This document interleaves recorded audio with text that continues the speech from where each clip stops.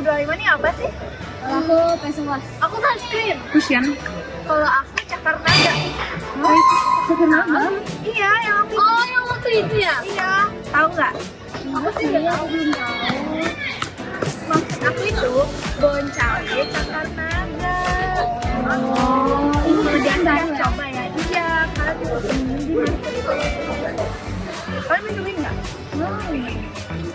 Nah itu bon cabe cakar naga karena bentuknya tuh unik, kriuknya sadis. Enak abis. Mau cobain nggak? Mau coba lagi? Mau? Ini kayaknya harum banget deh. Kan? Itu best purchase aku di 2025 dan kemungkinan akan menjadi best purchase aku di 2026 juga. Nah, kalian harus cobain ya. Oke. Dan enak banget.